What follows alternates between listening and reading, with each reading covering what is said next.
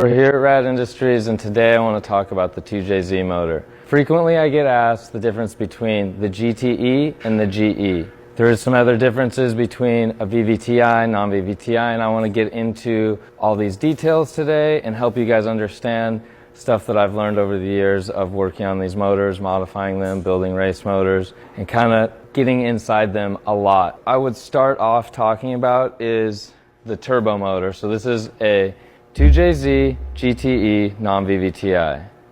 This would have been the most probably famous one that you see the most of. It's in the Turbo Supras in the US. We also have the VVTi version here. So this is the 2JZ-GTE VVTi. This never made it to America in a car, a production car that was sold on the road of America, but this is very similar to this, slight differences, we'll talk about that later, but lots of these were imported into the US from Japan. Over on this side, we have the 2JZ-GE. This is the non-VVTi, the first version of the GE. This was sold in mini cars in America. A little change happened, and it turned into the 2JZ-GE with VVTi, and this was also sold in mini cars in America.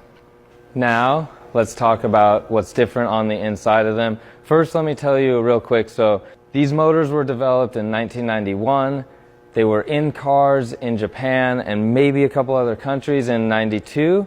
They were not in America till mid-'93. I might be wrong slightly on that. They might have came on an NA in late '92, but let's just say they started coming to America in '93. Very quickly started becoming kind of famous for being able to, on this one particularly, this is the turbo version, of being able to handle a lot of horsepower, and they didn't blow up, they're reliable, and it was easy to make power with them. Then once the fame behind it started growing, people were interested, and they liked the motor because it could do what you ask it and just ridiculous horsepower numbers without building the bottom end of it.